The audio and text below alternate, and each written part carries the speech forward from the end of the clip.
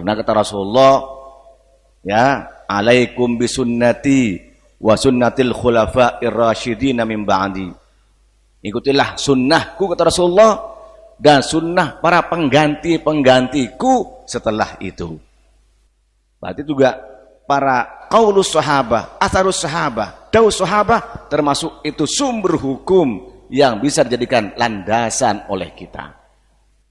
Nah, kalau perbuatan itu menyalahi dengan atharus sahabah au ijma'an atau bertentangan dengan ijma', konsensus, kesepakatan para ulama, fahadhihi bid'atud dhalal, yang begitu itu namanya itu bid'ah yang sesat. Ada perbuatan baru bertentangan dengan Al-Quran, bertentangan dengan hadis, bertentangan dengan qaulus sahabah, bertentangan dengan ijma', itu sesat. Ada tidak ada dasar hukumnya, nggak ada cantolannya. Nah, itu. Wa ma uhditsa minal khair. Nah, wa ma, dan ada sesuatu uhditsa yang dikerjakan yang baru minal khair, dari kebaikan. Di zaman Nabi tidak ada. Kemudian setelah beberapa lama ini perlu untuk dikerjakan, maka dibuatlah suatu amalan, satu pekerjaan.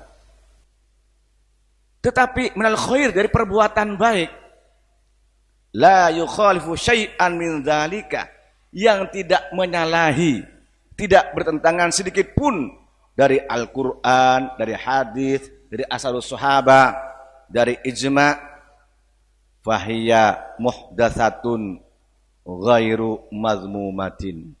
Itulah suatu yang baru yang tidak tercela.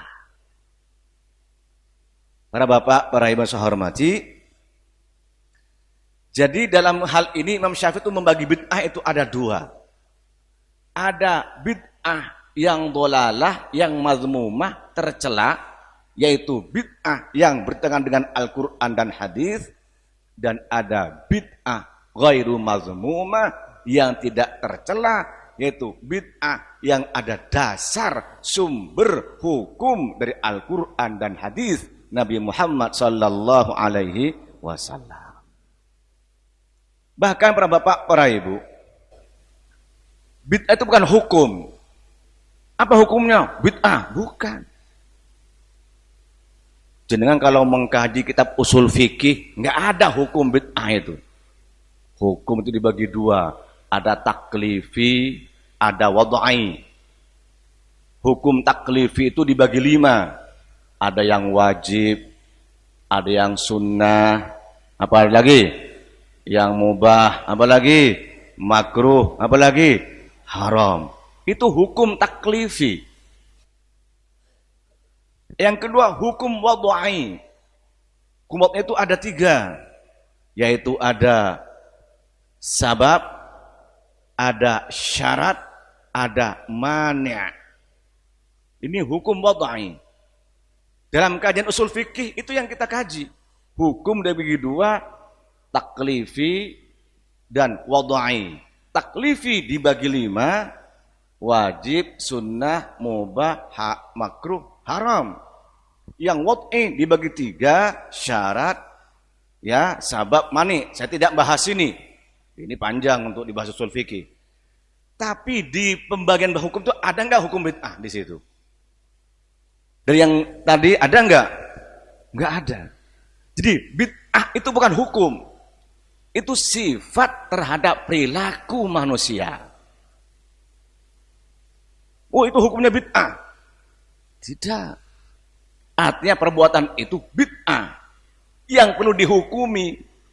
Sehingga Al-Imam Al-Izz bin Abdus Salam membagi bid'ah dalam hukum itu menjadi 5. Bisa bid'ah itu bid'ah wajibah, bisa bid'ah mandubah yang sunnah, bisa bid'ah itu mubahah yang boleh, bisa bid'ah itu makruhah yang dimakruhkan, bisa bid'ah muharramah yang diharamkan.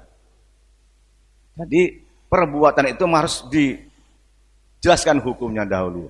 Kalau Imam Syafi'i tinggal dibagi 2. bid'ah mazmumah dan bid'ah ghairu mazmumah. Para bapak, para saya hormati,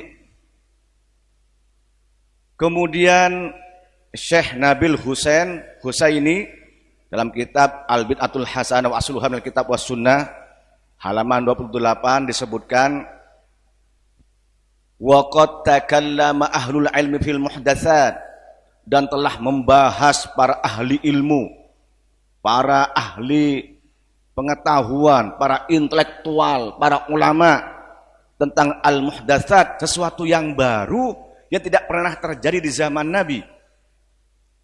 Allati qasamuha ila qismain, yang mereka para ulama itu membagi bid'ah itu menjadi dua bagian.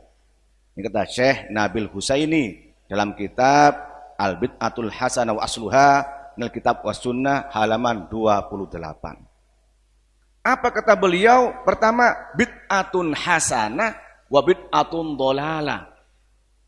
Bid'atun hasanah, bid'ah yang baik, wa bid'atun dhalalah, yaitu bid'ah yang sesat. Fa amal bid'atul hasanah, adapun bid'ah yang baik, fahyal muwafiq, yaitu suatu perbuatan yang di zaman Nabi tidak ada, suatu dikerjakan, tapi apa? Al muwafiq, yang cocok sesuai di kitabillah, terhadap kitab Allah, wa sunnati Rasulullah sallallahu alaihi wasallam, dan sunnah Nabi Muhammad sallallahu alaihi wasallam.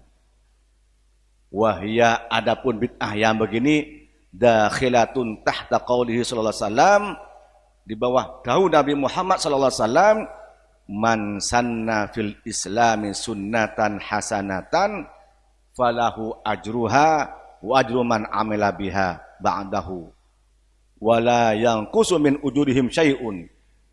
Man, barang siapa sunnah, yang mensunnahkan, melakukan sunnatan hasanatan, sunnah yang baik, perbuatan yang baik, falahu, maka bagi dia orang yang mengerjakan itu, ajruha, pahalanya, wa ajru man amila biha, dan orang yang mengerjakan setelah itu, ba'dahu, setelahnya, wala yanqusu min ujurihim syai', dan tidak akan berkurang sedikit pun pahalanya dari dia.